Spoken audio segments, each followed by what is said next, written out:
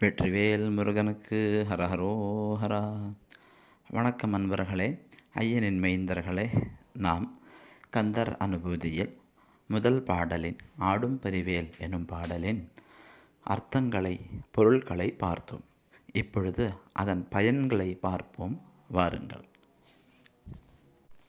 இதில் பாடும் பணியே பணியா அருள்வாய் என்ற வார்த்தை இருப்பதனால் பாடகர்கள் ஆக வேண்டும் என்ற ஆசை கொண்டவர்களும் பாடகர்களாக இருப்பவர்களும் தேவாசம், திருவாசகம், திருப்புகழ் முதலிய பாடல்களை பாடிக்கொண்டே கோவில்களில் பாடிக்கொண்டிருக்கும் பணி வேண்டும் என்று நினைப்பவர்களும், அல்லது நமக்காக தினம் பாட வேண்டும் என்று நினைப்பவர்களும், அல்லது சொற்பொழிவு, இறைவனை குறித்து எடுத்து கூறுவது போன்ற பணிகள் வேண்டும் என்று நினைப்பவர்களும், ஜோதிடர்கள் முதலியவர்களும். இதில் எப்படி ஜோதிடம் வரும் என்று ஒரு சந்தேகம் எழலாம். எந்த ஒரு ஜோதிடருக்கும் தனக்கு என்ற ஒரு உபாசனை தேவை. அப்பொழுதுதான் அது பலிக்கும். அப்படி இருக்கையில் அவர்கள் இதை சொல்லிக்கொண்டே இருக்கையில் யாரிடம் ஒரு பரிகாரத்தை பற்றி கூறினாலும் அல்லது அவர்களின் தோஷத்தை பற்றி கூறினாலும் அவர்கள் மனதிலிருந்து தானாக முருகன் நாமம் வரும். ஆகையால் அதுவும் பாடும் பணியாக ஆகும்.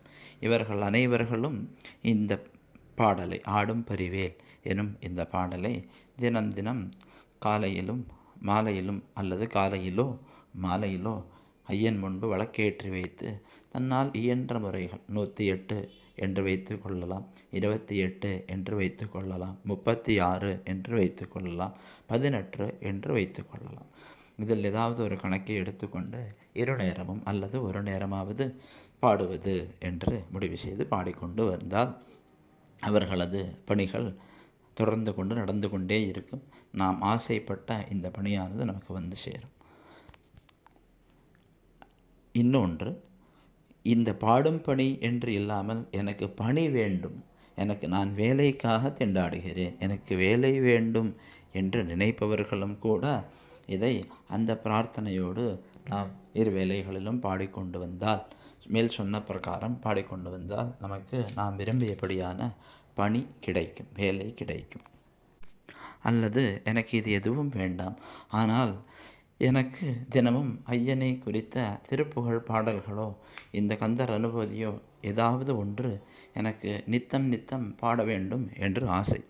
ஆனால் ஏதோ காரணத்தினால் என்னால் தினமும் அதை தொடர்ந்து செய்ய முடியவில்லை என்று வருத்தப்படுபவர்களும் இதை 1 முறையாவது, 2 முறையாவது, 3 முறையாவது தினம் தினம் எப்பொழுதாவது சொல்லிக்கொண்டே வந்தால் நமக்கு இது நித்தம் நாம் நினைத்தபடி இந்த காரியங்களை செய்வதற்கான ஒரு வரமானது கிடைக்கும்.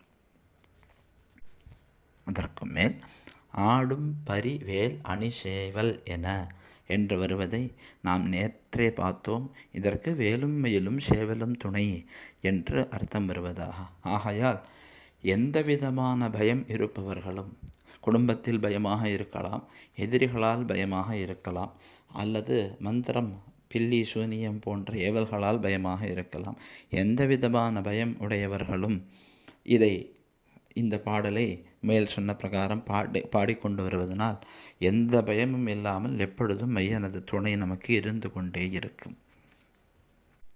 அதற்கு மேல் சகோதரர்களுடன், நமது உடன் பிறந்தவர்களுடன் சரியாக இல்லை, அவர்களுடன் நல்லிணக்கமாக இருக்க வேண்டும் என்று விரும்பவர்களும் இதை பாடிக்கொண்டே வந்தோமேயாகில் தினம் தினம் நமக்கு நமது சகோதரர்களுடன் நல்லிணக்கம் பிறக்கும். ஏனென்றால் யானை சகோதரனே என்று விநாயகனின் சகோதரனாக இங்கு ஐயனை அழைப்பதனால் நல்ல சகோதரத்துவம் உண்டாகும்.